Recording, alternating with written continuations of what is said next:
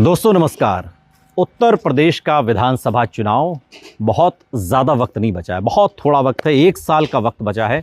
लेकिन इस 1 साल के वक्त में अब हर राजनीतिक दल अपने अपने स्तर पर अपने अपने संगठन को, अपने अपने कुनबे को और अपने अपने वोटर्स को बढ़ाने के प्रयास में लग गया है। जहां एक तरफ चंद्रशेखर आज़ाद वर्सेस मायावती, दलित राजनीति के केंद्र में ये दो चेहरे आकर आमने सामने खड़े हो गए हैं, वहीं मायावती ने एक पुराने पैतरे को नए तरीके से आजमाना शुरू कर दिया है।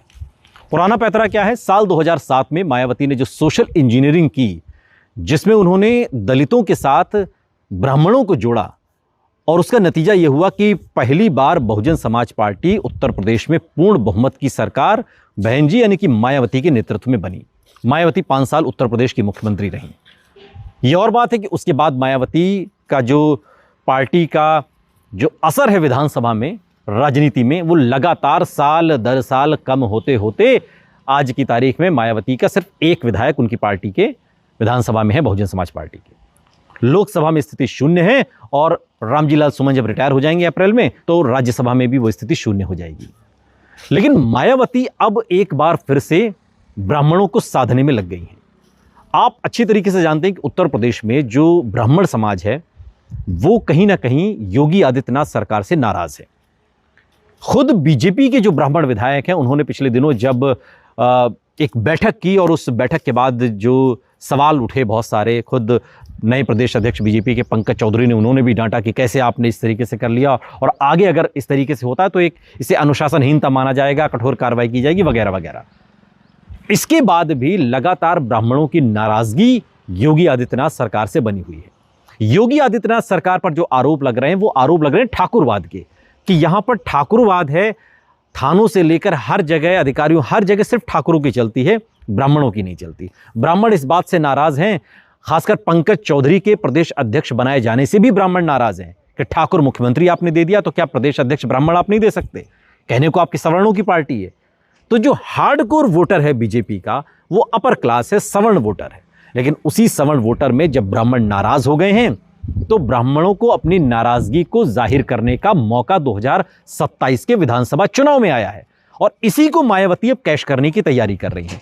मायावती की सारी कोशिश है कि जो बीजेपी से नाराज ब्राह्मण है, जो बीजेपी से खफा है, जो मुख्यमंत्री योगी आदित्यनाथ से खफा है, जो बीजेपी की नीति से खफा और बीजेपी के अंदर अपने आप को कहीं ना कहीं उपेक्षित महसूस कर रहा है, अपने आप को निराश महसूस कर रहा है, उसको लग रहा है कि उसका मूल्यांकन सही नहीं किया गया, उसको ओहदे सही नहीं दिए गए, उसको सही भूमिका में सेट नहीं किया जा रहा है, न सरकार में न संगठन में, उन सभी ब्राह्मणों पर अब मायावती की नजर है।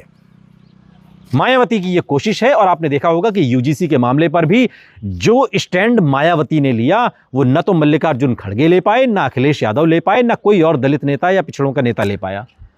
मायावती ने साफ तौर पर कहा कि भेदभाव नहीं होना चाहिए और इसमें उचित व्यवस्था होनी चाहिए। यूजीसी पर जो स्टैंड मायावती का था वो किसी का नहीं था जो दलित और पिछड़ों की राजनीति करते हैं। इशारा साफ तौर पर था कि वो ब्राह्मणों की नाराजगी को कैश करना चाहती थी।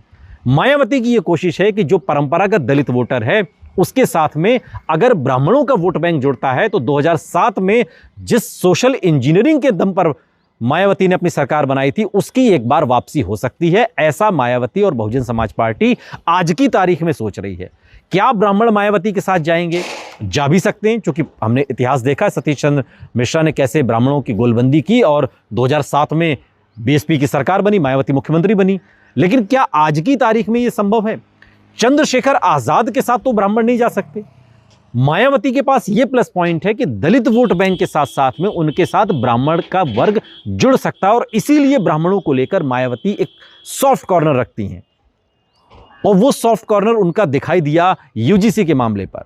और अगर ऐसा होता है तो जितने आपको नाराज विधायक बीजेपी में दिखाई दे रहे हैं, उन्हें मायावती की पार्टी में वो शामिल भी हो सकते हैं, मायावती की पार्टी से वो टिकट भी ले सकते हैं और आगे चल के अगर सोशल इंजीनियरिंग का फॉर्मूला ये सेट हो जाता है तो वो मायावती की पार्टी से चुनाव जीत भी सकते हैं। ये आश्वासन और ये दावा बहुजन समाज पार्टी लगातार कर रही है और यही वजह है कि वो नाराज ब्राह्मणों को अपने पाले में करने की कोशिश कर रही है।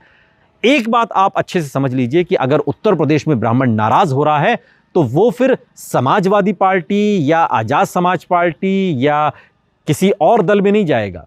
उसके लिए जो स्थायी बंदोबस्त होगा, जहां सम्मानजनक तरीके से जहां पे उसको जगह दिखाई देगी, वो बहुजन समाज पार्टी में दिखाई देगी, क्योंकि बहुजन समाज पार्टी में ब्राह्मण एक बार जा चुके हैं, रह चुके हैं, सम्मान पा चुके हैं। और पूर्वांचल की बेल्ट को अगर आप देखेंगे तो बीजेपी का जनाधार साल दर साल 2017 के बाद 2022 का चुनाव आया और उसके बाद 2024 का लोकसभा का चुनाव आया, बीच में 2019 का भी रहा। साल दर साल, चुनाव दर चुनाव पूर्वांचल में जो ब्राह्मणों की जहां पर संख्या ज़्यादा है वहां पर बीजेपी का जनाधार घटा है, बीजेपी की सीटें घटी हैं और तकरीबन 10 से 12% का जो ये ब्राह्मण समाज का वोटर है, इस पर अब मायावती की नज़र है। अगर ये हमारे खेमे में आता है, सरकार बने ना बने, सीटें तो बढ़ेंगी।